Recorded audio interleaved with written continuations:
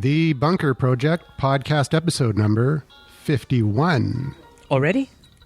Wow. Indeed. And I'm not even here. I'm in France right now. Yeah, and I got a hangover from yesterday. So Welcome back to another episode of The Bunker Project. We're here live to hard drive at a new location, Creekside Community Center. that's in Vancouver, right? You bet. All right. So, we're doing a special, well, I guess it would be considered a podcast, but it's like a tutorial podcast. We got a bunch of people in front of us. We got Eric from Wix here, too, and he invited us down to, what's this meetup called, anyways? Online business optimization. Oh, my gosh. Yeah. Online business optimization. Actually, it's an awesome course. I've been to a couple of them. He teaches amazing stuff about Google Analytics. So definitely check it out. Go to meetup.com. And if you can remember that ridiculously long name, or just rewind the podcast and look it up, it's well worth checking out. Yep, we'll put a link in the show notes. It's basically everything to do with optimizing your online presence, getting your brand or business exposure online. Yeah, exactly. And this is actually doing a podcast is another way of doing it. Yep, and that's what we're going to talk about today, the basics. Well, before we jump into it, Yep. let's talk about like what got you into podcasts. What got you started? What got me started? I was originally I was running a natural health company called Amir Health Centers, and we were looking at ways to market the company. And I got an email from Amber at First Canadian Barter Exchange, and it was advertising a podcasting boot camp by Scott Patton. And so I opened the email, and Scott Patton walked across the screen and said, "Hey, if you're not using podcasting, you're missing out on a lot of exposure." So I went to the boot camp and started a podcast called Health Empowerment News with Croft Woodruff. And we also were doing a kind of a terrestrial radio show on CFUN at the time, promoting the business. And we put that up as a podcast as well. And then Bob and I later were talking over a beer, and we decided to turn our conversations over a beer into an actual podcast about technology, podcasting, and social media. Yeah, and boy, if you listen to the podcast that we produce, it's very rare we get to those subjects. A lot of beer drinking. Yeah. It's not that bad. Last night was pretty crazy because it was our 50th show. And I've been into communications for 30, 40 years, and I love podcasting. Done lots and lots of creative stuff during my life, and I was looking for a new thing to get into. I'm really into cutting-edge new stuff, and Andrew was getting into it, and he said, "Hey, Bob, you should check it out." So I started checking it out and started playing with the concept, and I love it. It's amazing. Now, there's two ways of doing podcasts. You can do an audio podcast, you can do a video podcast, and I'm totally into the audio podcasting. And now I've got haven't been doing them as much as I used to, but I've got a book review podcast where I interview people about business books that they've read. I've got the Bunker Project with Andrew, which keeps me busy every second Wednesday. And then, what else? I had one. Garlic and Plum? Oh, yeah, the Garlic and Plum. That's PR and marketing. And there's an offshoot from that called the Podcast Tent, where we do trade shows. We actually set up a big giant tent inside hotel lobbies and do podcasts in the tent. That's a lot of fun. And then I did this thing called Audio Boo. We'll talk about that a little bit later. There are a bunch of services out there that are free, and you can publish your podcast through them. It's kind of like a mini podcast. Yeah, there was like Audio Boo. I think it's 5 minutes maximum, which is great because you can just get the show out there as quickly as possible. And you did one or started one called Are You Still in Asia or something like that? Well, that was one I never really took off. I've got a bunch of people lined up. I just haven't done it. That's another thing is don't do as many podcasts as I do because it'll kill you. And that's what I've discovered. Pick one. And really to start a podcast and to really just start this discussion, I think what you really have to understand is you have to be impassioned about the subject matter. You cannot say, you know what, I'm going to do a podcast on horses. I'm not too into horses, but I think I can make some money by selling my podcast and doing some advertising around horses, and I'll just push through.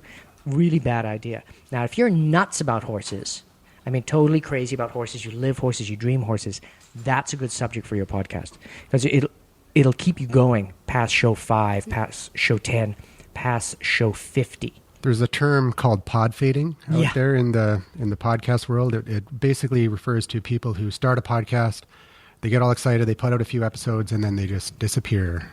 You don't see them anymore on iTunes; they're just gone. And just like Bob said, it's like when if you start a blog and you start writing regularly and you realize that this is a lot of work to research it, to put it together. And if you don't have that burning interest in the subject, you're not going to be able to continue it on a long-term basis. So that's one of the most important things, is to have passion for it. And what if your business isn't your passion? Well, you can still do it. And there's a way to do it, and that is to say you're a real estate agent. But, tell them about the divorce lawyer. Well, That's there's awesome a divorce story. lawyer who has for 20 years helped people to get divorces, and he wanted to start a podcast. But because he's been a divorce lawyer for so long, he has seen the reasons why people have been breaking up. So he started a podcast on how to stay together, how to stay happily married. And so if you are having marital problems and you are listening to his podcast, say 20, 30 episodes, so like 20 or 30 hours, you've been listening to him in a very intimate way, talking right into your ears. Who are you going to turn to when you do get a divorce? It's going to be him. So, and if you're, say, a real estate agent, you're not really, it's just your job. You're not really into it, but this is your career, and you want to create a podcast. Well, create it on what is your passion, but the show is brought to you by so-and-so, the real estate agent. Call me if you want to buy a house. So there's so many different ways of doing it. And if you're going to do it, you want to make sure that you're doing it for the right reasons and that you're totally behind the subject that you're going to be talking about, because it's very easy to do and it's very inexpensive to do, but there's a lot of work in the preparation and the follow through and the follow through and the marketing of the podcast, and we'll get into all of that as well. Let's. I'm just, since you warmed up here, why don't you tell them about what defines a podcast? A podcast is a media file. It could be audio, it could be video. It could even be a slideshow. Any kind of media file that is syndicated over the internet using an RSS feed. And that's one of the key determinants of a podcast. If it's not syndicated via RSS, it's not technically a podcast. It would be just an online radio show, you could call it that, or an online audio file that you can play in a website. So it's the syndication that defines a podcast. So just like a blog is syndicated by an RSS, a podcast is also syndicated by an RSS feed as well. Yeah, and RSS stands for Real Simple Syndication. Yeah. When I first started getting into podcasting, I really didn't understand that the word pod had nothing to do with iPods. And a lot of people think you have to have an iPod to play a podcast, and it's not true. I mean, of course, it's very easy to do it through iTunes, but you can do it through your BlackBerry. There's software that runs it off your BlackBerry. In fact, it's like 60% of our shows are listened to on BlackBerries, isn't it? It's about 45%, which is huge. And it really shocked me when I actually, because you can see the stats, and we'll talk about that a little bit later when we get into the how-to part of it. But you can see your stats, and when I registered the show with the BlackBerry podcast app, shortly after that, it just started to climb, and we must have been featured somehow on the BlackBerry podcast app, because 45% is a huge percentage for a brand new service. Yeah, and when I first got into it, I figured, just get onto iTunes. Yeah, that's all I need to do. And quite frankly, I don't think iTunes does such a great job. You got iTunes, you got BlackBerry, and now you've got Android, and they have an awesome application for running or collecting and listening to podcasts. Let's talk a little bit about how, if you're going to get into podcasting, there are tens of thousands of them out there on any subject you can imagine. And it's a great way to learn. I mean, if nothing else, you don't actually have to produce a podcast to get into them. You can just get into listening to podcasts, and there are some really good ones. Like one of my favorite ones right now is Things You Should Know, and it's a couple of guys who are the editors for a publication, internet publication, about things you should know. As I think it's like How To, and they talk about the weirdest stuff. And the other day they did a whole show, 45 minutes, on how to shrink a human head. The whole history about the tribes, where they came from, how they did it, why they did it. It was on and on. Amazing details. So now I can actually go out And if I see a shrunken head, I can tell if it's real or not. But if I really wanted to and I had 6 months to spare, I could actually do it myself. There you go. So some really neat, obscure stuff that you're never, ever, ever going to get on CBC Radio. Yeah, you could find anything out there on a podcast. And for marketing, from a business point of view, the best podcasts in order to get your audience is super niche. The more niche the topic is, the better. Yes. Because a general podcast just doesn't usually get picked up by a big audience. And even if you go super niche, you don't need to have a huge audience. If you have several hundred people that are interested in exactly what you're talking about, well, then you've got a very targeted market that you've nailed down. Yeah. So, who's that guy that does that amazing podcast on pop bottles? He doesn't do podcasts. It's YouTube videos. That's right. Yeah. And he's just totally passionate about. He owns a soda pop store down somewhere in the southern U.S. And he can talk all day long about pop and the difference. And he doesn't sell any of that high fructose corn syrup stuff. It's all like the real cane sugar, old style colas and all sorts of different pop. And you just even if you're not interested in it, I'm not into the topic at all. But he got me excited because of the passion in his voice and the way he was explaining it, and it was just unbelievable. Well, and the knowledge was weird too. I mean, did you know that Coca-Cola makes every year makes a kosher Coca-Cola bottle? Yeah, and it's got a little yellow sticker, and that's how you can tell. I mean, like, what? But that's an awesome piece of information to bring up in a cocktail party or whatever. It's like, hey, did you know? So podcasts are awesome for doing stuff like that. So there's a little bit of background, why you should do it. If you're impassioned about a specific subject, that's what you should be doing a podcast. And you can always wrap around or spin sort of some concept to promote your business. And there's another way too to use a podcast that we should add before we get into the technical stuff. And that is you can do a podcast as a kind of a training manual for your staff. So if you've got a certain amount of procedures that you want to do, you could do a podcast and just use it internally within the company and just say, hey, okay, listen to this, and then just give them the feed, and they can listen to 20 shows about for like basically like it's a manual for your product, or you could do it as a way. There's a dentist who is doing a podcast, and he uses it for his staff as well. But when somebody calls him up and says, hey, I want information about this particular procedure, and he says, well, you know what? I did 2 podcasts on that. That's 2.5 hours of detailed description of what I do with that procedure. Go to episode number 22 and 23, and then you don't have to spend half an hour on the phone. Or he doesn't have to spend half an hour on the phone. Right? Well, yeah, but the customer as well, and especially him. He can take more calls and work on his business and actually, fix people's teeth and direct the people to tons of content. And he's not directing them away from his business. He's directing them to himself. So it's a way of keeping everything in-house and keeping your control of your clients and not sending them to the competition.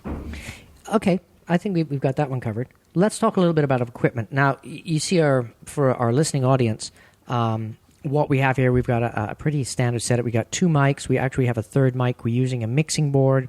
The output from the mixing board is going into a digital recorder. We have a computer. We've got headsets on. This is the expensive way to do podcasting. And we'll get more into the details of that a little bit later. But Andrew, how cheaply can you do a podcast? Well, assuming that you already have the most expensive requirement, which is a computer, which pretty much everybody does these days. Most people have more than one computer. Just something like this, $30, $40. I'm holding in my hand Well, I'd say like $50.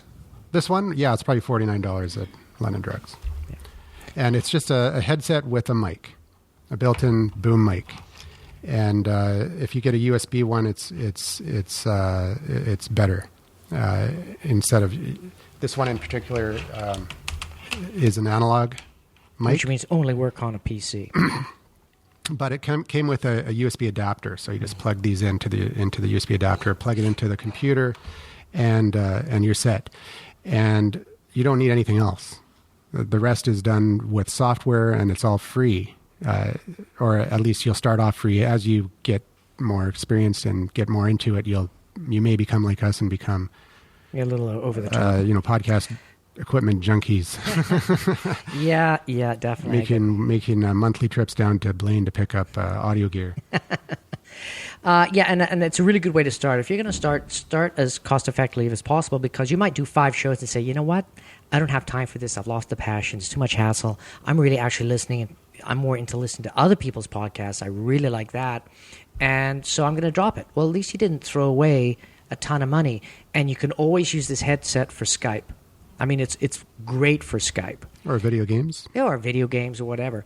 The one thing about the USB headsets with a boom mic, the reason they're a little bit more expensive is the USB isn't a USB. It's actually a sound card, right? So it's crunching some serious data for you. So if you get the cheapest of the cheap, then you're not going to have super great quality. But I got a unit for my wife, and it's a USB unit. It costs $59 or something like that. That's at London Drugs. And the reason we say London Drugs isn't because they sponsor us, because they have a no questions asked return policy.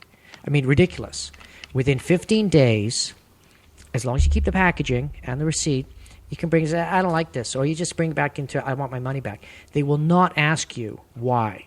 They go, okay, that's their argument. Fine. Do you want credit? Do you want cash? Do you want to put it back on your Visa card? So it's a great way to experiment with equipment. So you can get one headset, you put it on, after 2 hours it really hurts my ears, take it back. Get another one until you find one that's really comfortable, works for you. And for listeners down in the States, there's a number of retailers down there that have the same policy as well. Yeah, very true, very true. So yeah, just don't be shy about figuring out your comfort zone, because if you're going to get into this, you're going to be doing it for hours, and you're going to be wearing your headphones not only when you're recording, but when you're doing your editing. So having comfortable headphones is really, really important. And the other thing, too, is when you first start, unless you've got experience talking into a mic and doing, your recorded voice, you're probably not going to like the sound of your voice when you first hear it. One of our regulars, Satomi, is a good example of that. And she didn't like the sound of her voice in the beginning when she first came onto the show, but now she's a master. She's blossomed. Oh yeah, she's right into that mic. Yeah. Let's talk a little bit about mics too, because that does make a difference. When you buy these mics that are attached to a headset, if possible, see if you can get a noise canceling or a dynamic mic. There's 2 types of mics. Well, there's several types, but really the 2 categories that we're going to be talking about is condenser mic and a dynamic mic. The mics that we're using are dynamic, and the basic difference is on a dynamic mic, the sound will drop off. So now I am about an inch away from this mic, and now I'm 6 inches away, and now I'm a foot and a half away. Now you guys can't tell because you're in the room, but when you listen to the show, you'll say, wow, it sounds like he's like 10 or 15 feet away. He disappears, or you hear the echo of the room. So if you have a condenser mic, if I'm really tight on it and then I pull back, it's going to make a little bit of a difference, but a condenser mic will pick up everything. The seagull that's outside, a door that slams that's like 150 feet away, a rumble of a truck, it picks up everything. The fans in your computer. Yeah. You don't realize how much ambient noise is out there. For my book review, I used to do them on location in coffee shops. And after doing 3 or 4, I couldn't go to any Starbucks, no blends, because they're really, really noisy. And until you sit down there, and I was doing it with condenser mics too, because that was lavalier condenser mics, I was picking up all sorts of stuff, like 50, 60 feet away. The grinder would totally obliterate the conversation. So be very aware of the environment that you're doing your recording, okay? And if you do research online, you're going to hear that condenser microphones are the best microphones. They're studio quality microphones, but really you do need a studio if you get a good condenser microphone, because it's going to pick up everything, and you're going to have to treat your room with Bob's got we use moving blankets, right? We hang the moving blankets. Because our podcast, we do it in a bar, and even though we have dynamic mics, there's still a lot of noise coming from the main room in the bar. And you don't want to start off with a condenser microphone, because you're just going to take it back and get a dynamic down the road anyways. Yeah, so go for dynamic. Yeah. That's the best thing to do. And then there's a lot of choices for dynamic mics. Now let's talk about being cheap again, right? Or cost effective. A great place to get a good dynamic mic at about 50% off, or sometimes 60 or 70% off, is Craigslist. I picked up a Shure 58 Beta, which doesn't mean anything to you now, but when you start researching mics, you say, wow, that's like a $180 mic, $170 mic. I picked it up for $70. It was brand new. This woman she was a singer. Her mother had given it to her as a gift. She didn't like the sound of her voice through that particular mic. So she wanted to sell it, and I got an amazing deal, and I love that mic. The reason I like the Shure mics is because they're indestructible. Basically, if you go on YouTube and you Google Shure quality test and stuff, these guys take a Shure mic and they hammer a nail into a 2x4 with the mic. They run over it with a big truck. They bury it in the dirt for a year, wash it off with water, plug it in, and test it. It looks bashed up. There's a little bit of frequency problem, but nothing that you could really notice. Very durable mic. That means that you can have your mic, oops, crunch. I dropped it on the floor, pick it up, no difference. Mm-hmm. So it's going to last forever. And you can't say that with a lot of other, wide diaphragm dynamic mics. Well, you dropped that one. Yeah, if I drop this one, I might have some issues with it. Yeah. A hum or whatever, it just won't sound as good if I give this one a good beating. Yeah, absolutely. So you can get cost-effective equipment. Now, if you do decide to go for these type of mics, which are dynamic mics, they've got balanced cable, which means they've got the 3-pin cables. You will need some sort of amplification, because these really, if you don't amp them, you're not going to get any signal to noise, which is basically the volume that your recorder needs to pick up your voice. So then you're going to be talking about getting one of these mixers. Now we've got one. This can have 4 inputs with dynamic mics, but you don't need to go out and get a big one like this. There's some now I know you're going to say something, but for starting, if you want to get one of these dynamic mics and grow into a bigger system, you can pick up 2 mic or 1 mic Behringer, mm-hmm. which will do a fantastic job. But before we get into the mixers, you don't even need a mixer to do a podcast. You could get one of these, or if you want a dynamic mic, you could get the Rode Podcaster mic, which is it's a dynamic wide diaphragm mic, very good quality. It's identical to the Rode Procaster, except that it's a USB mic. Instead of being XLR like this, it plugs into the USB jack on your computer, and you've got a mic that sounds just as good or better than this one. And then you just record directly into your computer using Audacity. And if you want to bring in an interview, you just call them up on Skype and you start the interview, and you use a free program called PowerGramo. It's free for the basic services. If you want to be able to record for longer, I think the free version you get 15-20 minutes. If you want to be able to record longer, then you need to pay for the service. It's not that expensive. But what it does is once you start the Skype call, it'll automatically launch and record the call, and in MP3 format. And then you just add that into your show and add the intro and outro music in post-production using Audacity, which is open source free software. And then you publish your show, and that's all you really need. Yeah. You just need one of these, or if you want a higher quality dynamic microphone, you can plug it right into your computer, and you never have to go this way if you don't want to. And like Bob said, you're not going to know that you're going to keep going with this podcasting thing until you get probably 5-10 episodes in, and then you can look at these options, because then you're getting into a little bit more money. Yeah, but it's kind of funny. It's really not that much money. Well, I mean, I started out super cheap. I researched, found this guy on the internet, and he makes these fantastic lavalier mics. I picked up a lavalier mic. Then I picked up a little Yamaha recording, those little tiny digital recorders that businessmen use to make notes. Works fine. Plugged that in, mic'd it up to my guest and myself, and started doing the interviews. That was it. That's all I spent my money. So that was like $200. I was ready to go. Everything else I did with free software. So, Andrew, you mentioned Audacity. Mm-hmm. Now, for once you've got your show, recorded, your raw material recorded, there's two ways of approaching it.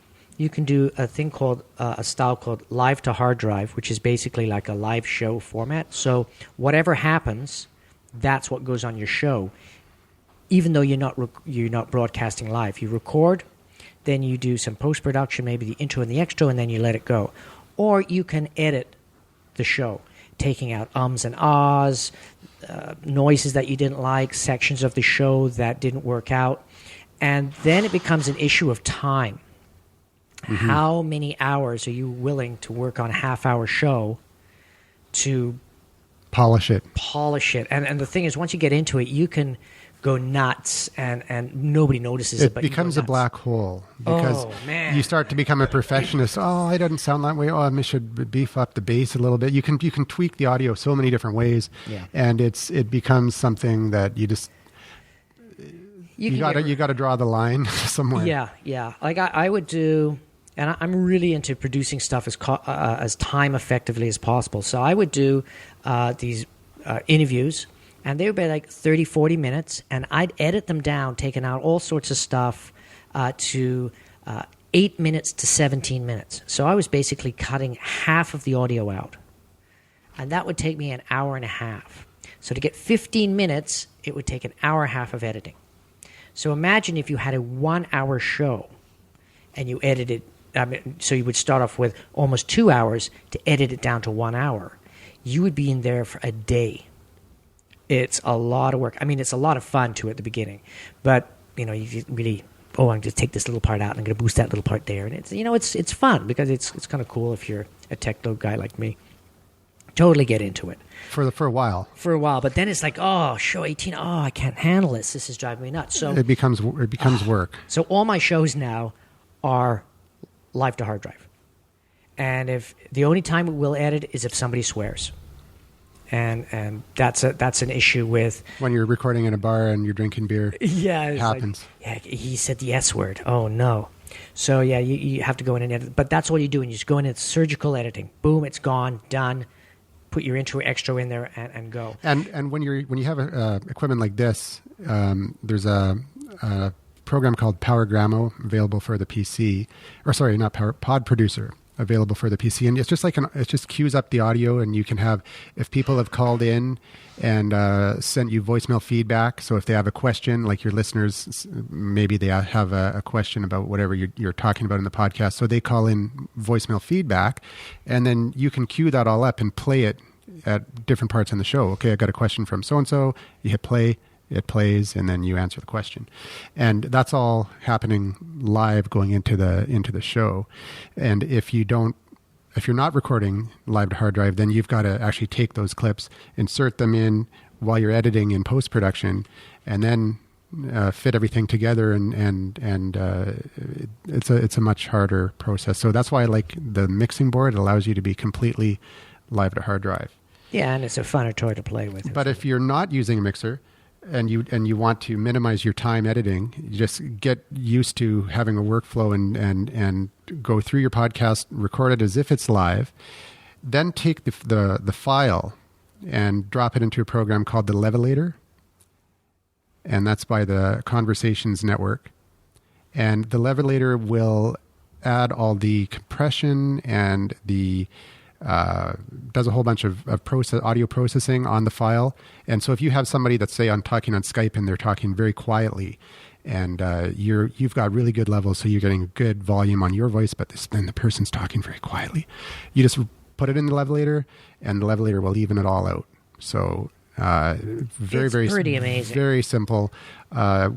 And once you get more experience, you might not use it because you're going to have a mixer, and you're going to monitor the levels, and you'll see the person coming. He's not talking very, very loud, so you just amp him up, and then you can see on the if you're recording it to the computer, you can see that they're talking equal with you, and everything's fine. But well, yeah, every now and again you do get a drop off. Yeah, and we had to do it just a couple episodes ago because. the digital recorder slipped out of my bag, so I didn't have it. And so I had to record into the computer using another piece of equipment that we have. And that is a good point. We can talk about that too. Yeah, yeah. Now, we were talking about live to hard drive and recording. There's two ways to capture the sound. Once you've decided, you're either recording it with your computer or you're recording into a digital recorder. And everybody that's into podcasting seriously and has done many, many shows always records into a digital recorder, because a digital recorder won't crash and a computer can crash. Now, I know lots of people that have done shows. I've done 70 shows and my computer's never crashed. The one show that really counts will be the show that crashes. You get a person that's going to make your show. It's like the ex-mayor of Vancouver, an Olympic athlete, or some really cool superstar that you just miraculously got an opportunity to do a show, and halfway through the show, your computer will crash. Yeah. Guaranteed. Or you're invited to record a radio show for a friend of yours who has a terrestrial radio show and doing a live event with this awesome band, and you're recording directly into Audacity, and then you get the pinwheel of death on your Mac, and boom, it's gone. Yeah. The whole thing gone. That happened to me, and it was that week that I went out and bought the digital recorder. Yeah, and they're not that expensive. I mean, how much did you pay for that? $89. $89. Yeah. So, and that is a kick-ass machine. That is really high-end. Now, I got a slightly more expensive one, but I got a killer deal on eBay.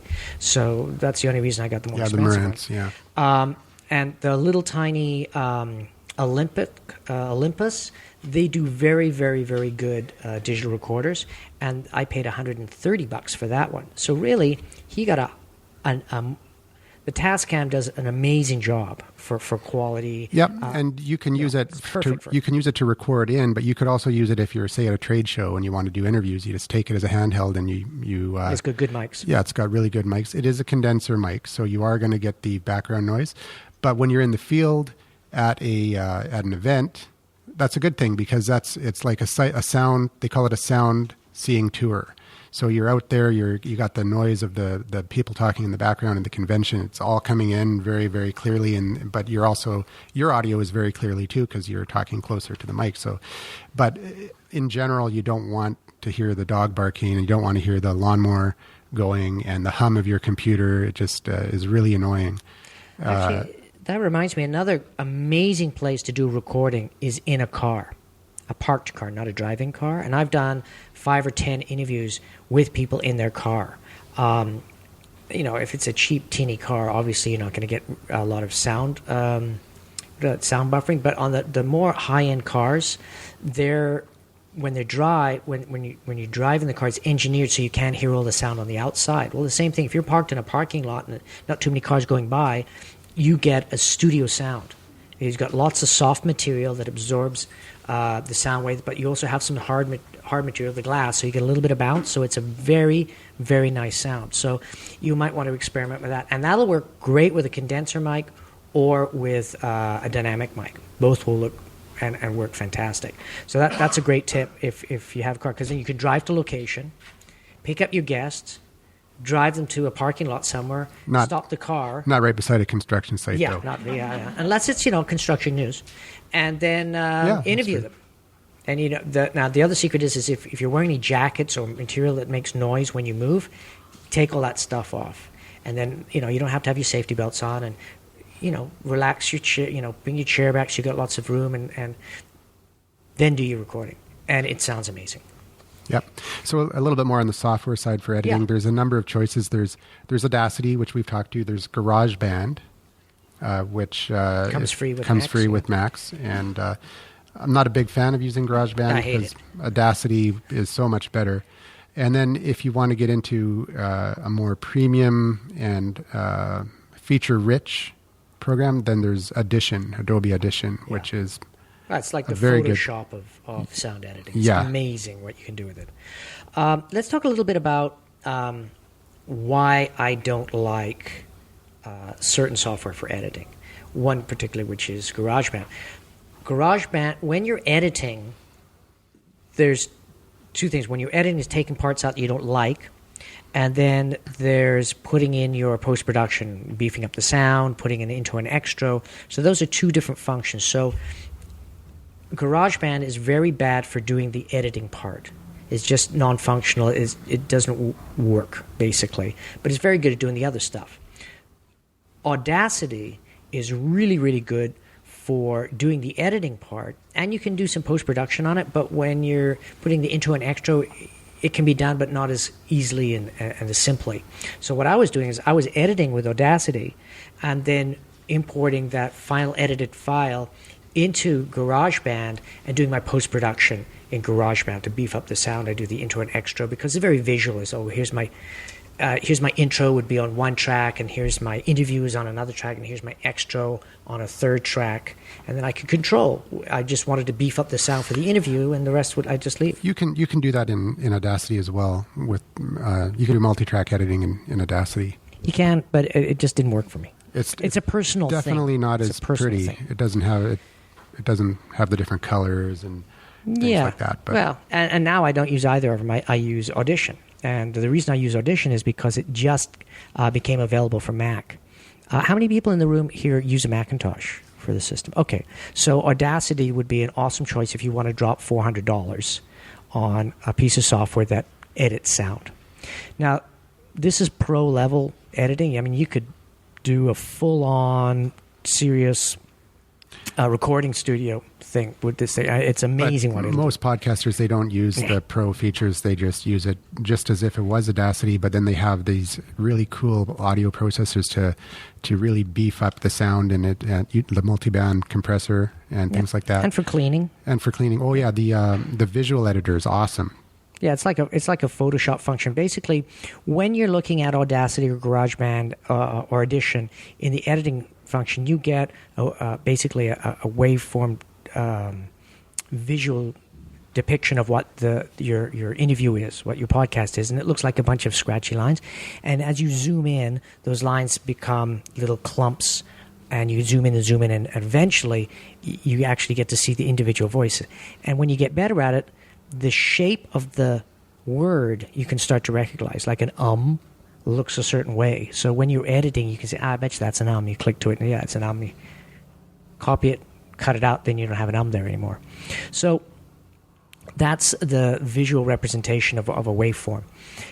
The one thing that Audition does is you can go to another function, and it takes that waveform, that's like the squiggly line, and makes it a photograph. And it's like separated by frequency. Exactly. You get frequency. So your yellows are the lowest frequency, all the way up to blacks, which are very, very high frequency, like purpley black, which is very, very high frequency, to black, which is basically inaudible to the human ear. And if there's a hum, you can just you can see the hum as a line all the way through. Yeah, and just use the selection tool to select a little sample where there's no audio except for the hum. And you take that and you take a noise profile of it and then just cut that out across the whole project. So it's magic. It's really neat. It's really, really, really neat. Now, when we say hum, a hum is caused by how the grounding of the equipment, right? So if your house is an older house, or when the electricians, they did one part of the house one way and then they did that other part of the house slightly different, that really messes up the ground. You don't notice it day to day. As soon as you plug in an electronic device and you're recording through that electronic device, or a computer is notorious for hum, you get this, it's 60 cycles or 53 cycle sound, which is this dull hum that goes through all the way through the recording. Or if you're recording somewhere that has, maybe fluorescent lights that have a hum to them, or in our case, we're right next to a beer cooler that has a hum. Yeah, a distinct hum. Yeah. But those are the things that you don't, now that because you haven't started recording, you're not really conscious of those sounds. But as soon as you start recording, you start noticing these sounds. Like, what is that sound? That's the hum. And that's the sound of your computer fans running, which you've never heard before, really, or not being conscious of it. I mean, I got one of those big Mac towers. It's got 36 fans on it or something ridiculous like that. So to solve my problem, I bashed a hole in the wall, and now my computer sits in another room, and then there's a hole in the wall with all the cables go through, and then I have my studio. So I've separated the computer by a wall and about 4 or 5 feet, and I get awesome sound out of that little micro studio. One thing to note too is you can take out hums and you can take out sound that comes into your podcast in post-production, but it's much better to eliminate the sound while you're recording. You don't want to be doing the post-production. The more you do, even if you've got a good program like Audition, you're going to have some artifacting when you're removing. It's inevitable. It's going to happen. It may still sound really good, but it's better to eliminate the sound and work with a clean audio stream coming into the recording. Yeah, absolutely. Because if you can get a nice clean recording, there's less work for you to do, and then you're not going to burn out as fast. You can do more podcasts. I mean, it's like if you're going to take photography seriously, you don't take shots that are all blurry because they look like garbage, right? Unless you specifically do that particular style. So you try and have the camera nice and sharp. You try and get the exposure right, because if you get the exposure wrong, you have to bring it in Photoshop and try to make it work, and then everybody looks kind of pink and green. Same thing with sound. So the cleaner you can make your recording, the better. Let's talk a little bit about setting up an intro and extra. Okay. So one thing that's really important, it's just like when you're blogging and you're using images, you've got to find music that is, of course, not copyrighted, and so you can get those there's a lot of music sites that use Creative Commons music. You can actually create your own music using GarageBand or even Audacity if you wanted to. Yep. But there's lots of music out there that you can get for really inexpensive or for free. Just be really aware that you can run into difficulties down the road if you are using music that you shouldn't be using. Oh, yeah. Because, okay, here's an example. You have your intro extra. Let's say I'm going to use AC/DC. It's going to be rocking. Yeah, cool. And you do it, and you do 50 shows, and then one day you get a letter from a lawyer say, hey, you're using AC/DC, take it off, or we'll sue you. Well, then you got to go through 50 shows and take that out and put in, not only take it out, but then you got to find other music and replace it, and then take all your shows down and put all your shows back up. A real nightmare. So it's better to get it right at the beginning. And that's if you're lucky that they tell you to take it down. They might just send you the bill. Yeah, exactly. Oh, by the way, it's a bill for $87,000. Yeah. One of the things that when we mentioned Creative Commons, for people who don't know what that is, Creative Commons came about for musicians that aren't under contract or signed with a large organization, so they can't afford copyright lawyers. That cost a lot of money. So Creative Commons, they came together and as a global group said, we're going to supply all the contracts and we're going to get these lawyers to write several types of copyright agreements that when you go to Creative Commons and join Creative Commons, you can choose what copyright agreement you're going to use. And it's real simple. It just says for listening, owning, non-distribution, blah, blah, blah. So if you cannot use that music. Or for non-profit or for non-commercial use, which is what you guys would be, right? And then you would need careful. You could need it. But, I mean, you got a lot of leeway there. Yeah. The reason I'm recommending that you go that direction and find a piece of music that represents the soul of your show is because you're talking about the branding of your show. And once people get used to your show and used to your intro and your extra, that kind of becomes part of the personality of your show. And if you use something like GarageBand has a ton of great music on it, that's basically... Oh, yeah, there's hundreds of music files that but you can everybody use for uses free. them. Yeah. So you can have your show and then somebody else is using exactly the same music and there's nothing you can do about it because they have just as much right to use it as you do. And even if you go to like a Creative Commons site and find some strange music, it doesn't mean that somebody else can't go and do it either. So if you want, but it's not going to be the same as a GarageBand piece because everybody that's got a Mac has access to all that music. And I think I've heard a podcast that has at least once for almost every song that's in the GarageBand. Yeah, absolutely. Yeah. I mean, there's only certain ones that are going to work for a podcast. So there's some really nice tunes. But yeah, every now and again I say, oh man, that's one of my themes. Geez, I'm going to go have to change that theme. So once Especially again, the one that I use for Health Empowerment News is the news one, and then Dun, dun, dun, and it's dun, dun, also dun, dun. it's also our special report music. yeah, once you get used to it, you'll start noticing, oh, I know that. That's a garage. Those cheap guys, that's CBS, and they're using GarageBand music. Yeah. Cheap so-and-sos. So, anyways, that's our rant on copywriting and music and stuff like And that. a lot of YouTube videos. People that do put up YouTube videos Yeah. with music, they use GarageBand music, so you're going to hear it all over the place. Yeah. So if you want like your own unique sound, it's better to pay. You can go to sites and get music for a couple $100. You get a whole and then- CD of theme music. Yeah. or even just one particular kind of unique song, and it's unlikely that you're going to find it because other podcasters aren't going to spend that kind of money on music. But yeah, so I would just get the music. You pick one that kind of suits the theme of your show, and then you can just start it off in. You can record it or tweak the audio file so that it starts low and then gets higher, and then do the same thing for the outro so that it fades out, and then you can just play it during the show. And if you don't have a mixer, because with a mixer you can fade out live, and then you just add that to your show. At the end of the show, you put the outro. At the beginning of the show, you put your intro, using a multi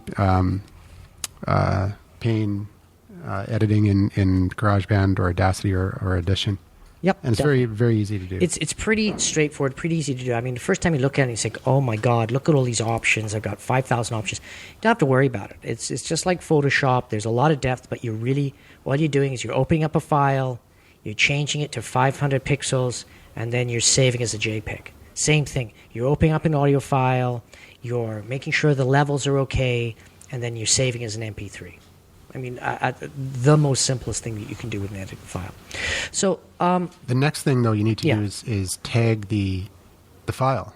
The MP3 file has to be tagged, because when you're listening to a podcast or music on your iPod or your Zune or your BlackBerry, you're going to see the album art, and you're going to see information on the show. You're going to see like the episode number and the name of the podcast. And if you don't actually tag the file, none of that's going to be there. So people will just download your episode and they'll play it, and there won't be any branding, there won't be any information, they won't be able to read what the show's about. So if you tag it properly, then all that information will be there. And if people download 20 or 30 shows, different shows, they'll be able to see exactly, okay, there's the Bunker Project, I want to listen to that one. yeah. And they'll see the logo. Yeah, that's a very good point. For your, even though you're an audio podcast, it's a really good idea to have some sort of badge or icon or logo for your show. Okay, that's the reason people a lot of times will choose your show. You'll be on iTunes and see all these icons, and some look really lousy, and some look really nice and professional. Guess what people choose first? It's the professional-looking one. So. And the one that's last is the one that doesn't even have an icon. It's just got the standard iTunes logo there, and that's the worst thing you can do, because you won't stand out at all.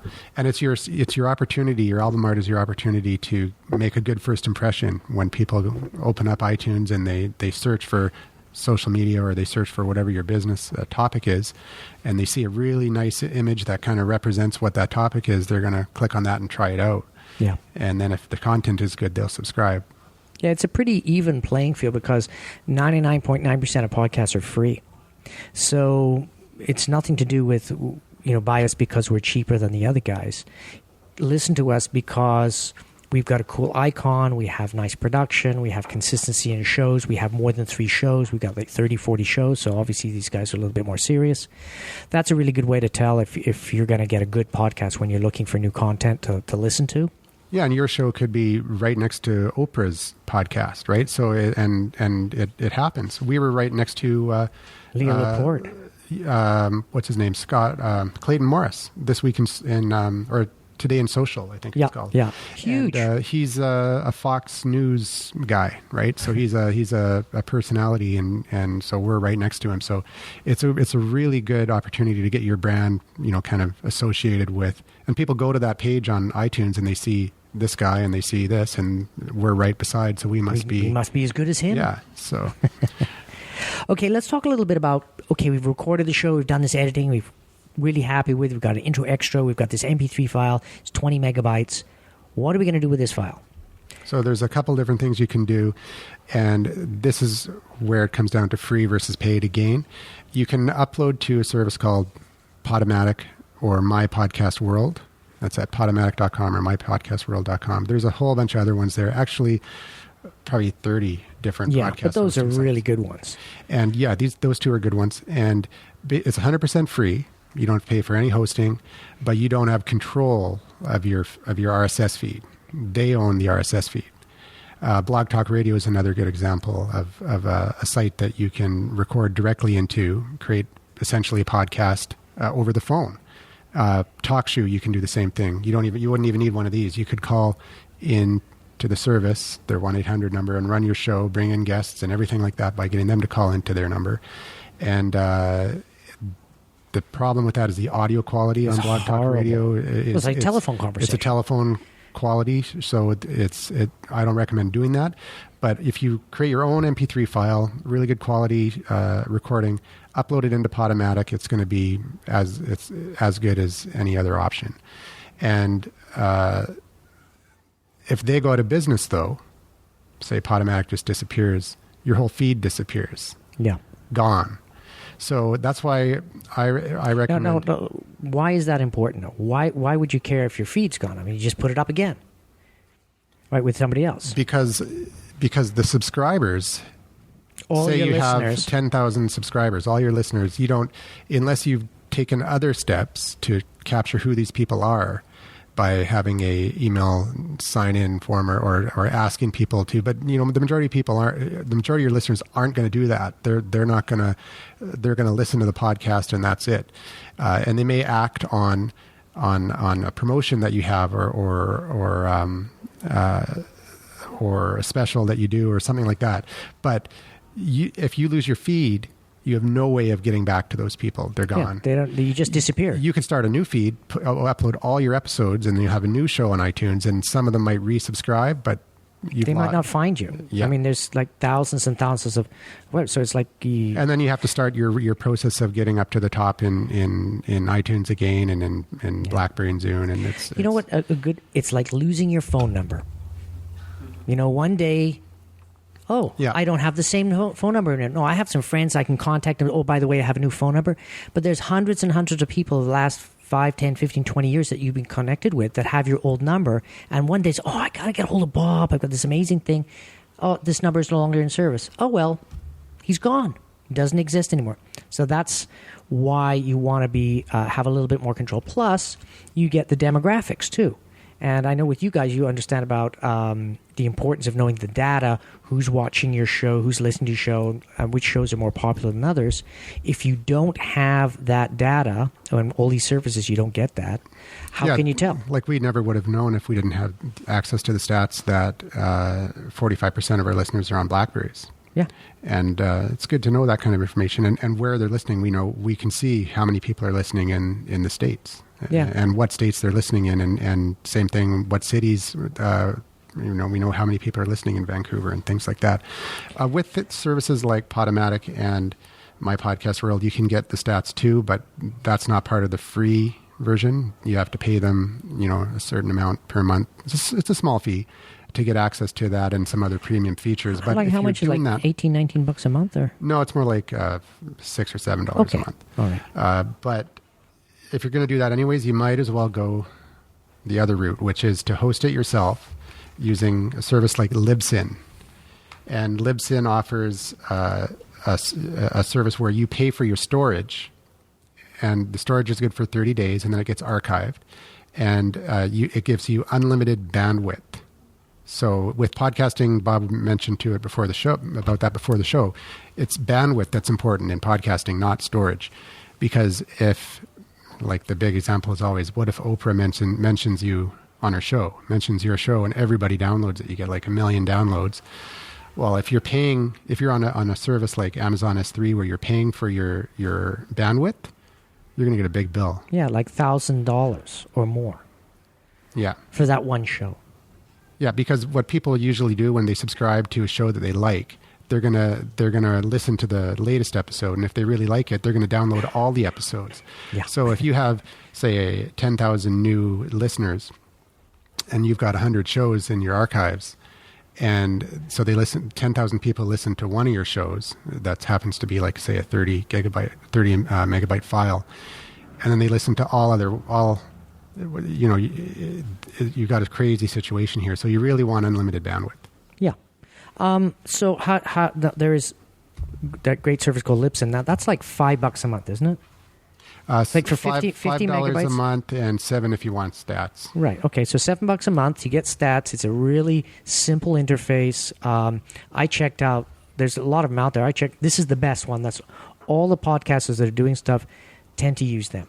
And that comes with hosting as well. If you want to host your podcast there, like the blog part portion of the podcast where you have your show notes and pictures and all that kind of stuff, you can use them as well. I don't, and Bob doesn't. We use our own site for that, and then just take the enclosure file, which is just a piece of code with the link. The link, yeah, and you put that in your feed. So you either have a blog, like a WordPress blog, or if you have a Wix site, then you can have your embedded frame blog, and then you plug it in there, and it automatically gets picked up in the feed, goes to iTunes, goes to Zune, goes to BlackBerry. Yeah, so let's back it up a little bit because I think we might have lost people with that. That's a pretty technical thing we're talking about. So you've got your recording, you upload it into Libsyn, and chugs away. Maybe it's a 15 megabyte, 20 megabyte file. It's sitting in Libsyn, and it says, "Oh, you're published." That will stay in Libsyn for 1 month, and then it goes into a secondary server after 30 days. It doesn't really affect your bandwidth at all. All it just enables them to do is control when all the new shows happen. The server it sits on for 30 days can handle amazing amounts of bandwidth. It's just the way they're set up. So really, you're only paying the $7 for the 30-day initial setup of that file. When 1 month goes by, you're back to your 50 megabytes again. So it's 50 megabytes per month. So if you know you're going to do 4 shows, 1 show a week, which is probably minimum, and they're let's say 15 megabytes each, 10, 20, 30, 40. Oh, that would be too much, right? 40. So you could do 3 shows, 30, 45.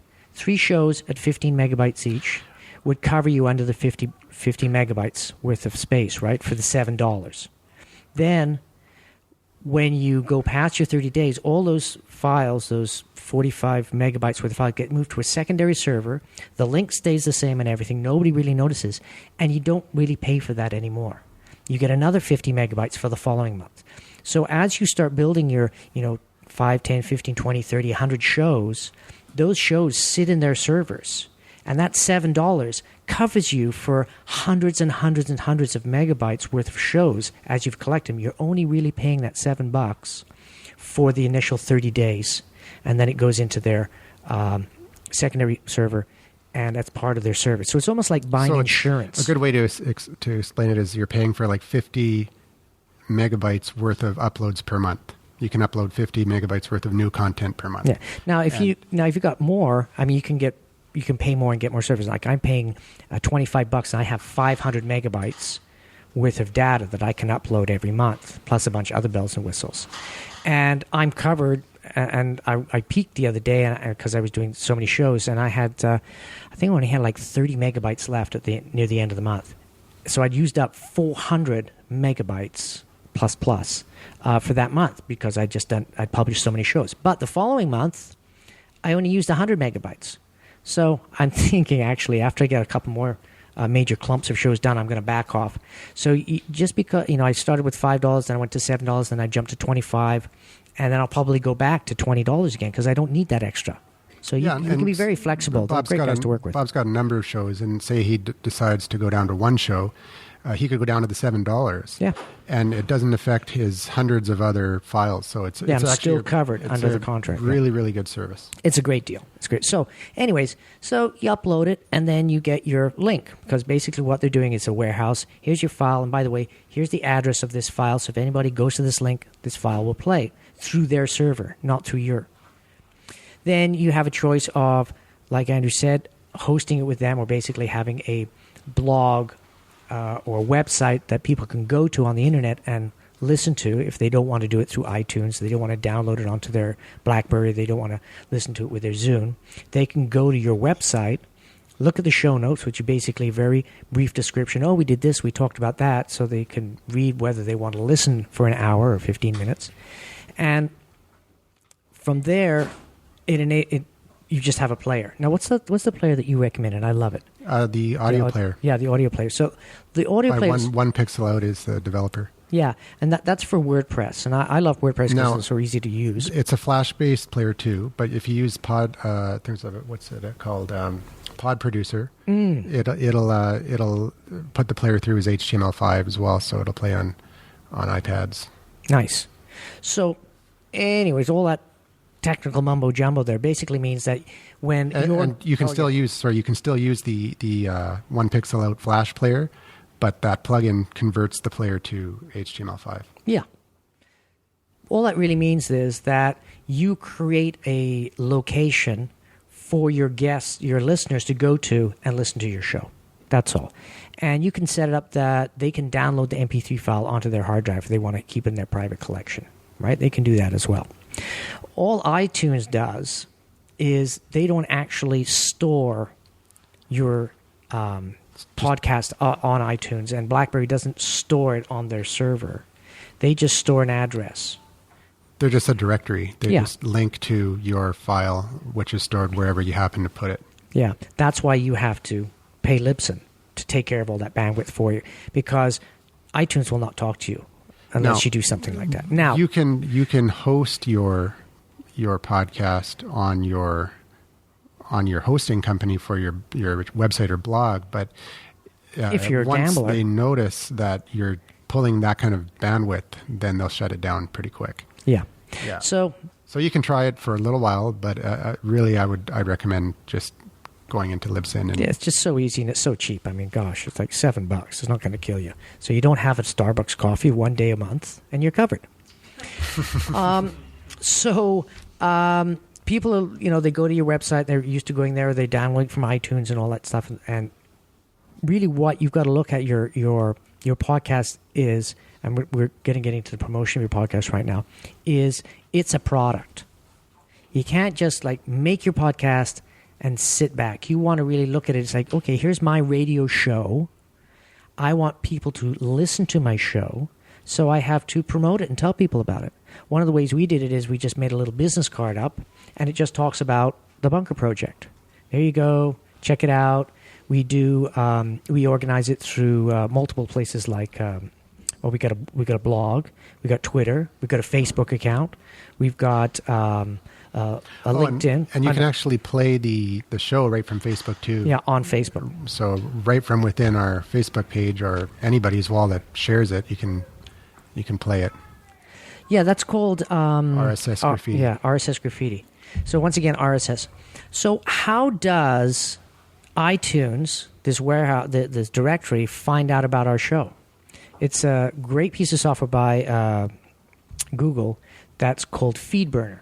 And you set up a FeedBurner. First of all, you have to have do you have to have a Gmail account to have that work? Yeah, it's a Google product now. It used to be separate, but Google bought it. But you don't need to use FeedBurner, but it's a good idea to use FeedBurner because just like we were talking about getting into these hosted accounts like Podomatic and My Podcast World, if they go out of business, your podcast's gone. If you host it on your own domain and for some reason you lose the domain for whatever, say someone offers you, it's a real good domain, you sell your domain, but you don't want to sell your podcast with it, you've lost your feed. So with FeedBurner, it allows you to take your source feed and burn a new feed, and then you submit that feed, and if you get rid of your domain, it doesn't matter, you just put your source feed into the source and save it, and then it starts pulling from there. So it's a great way of, just like you said, it's like insurance. Yep, exactly. So we've got. So what we should do probably is. How are we doing for time, anyways? 1 hour and 5 minutes. Oh, okay. So we're going to close off this part, and then we'll take questions after. Yeah, we're going to make it a two-part series. Shorter recording. Okay. We get two shows for the price of one. Excellent. So how can people contact us if they want to, Bob? Okay, that's a good question. They can. I would recommend going to the Bunker Project because that's the most fun. It's the most crazy. You can easily Google it by just going The Bunker Project Vancouver, and we're all over. You'll get to see the Facebook account.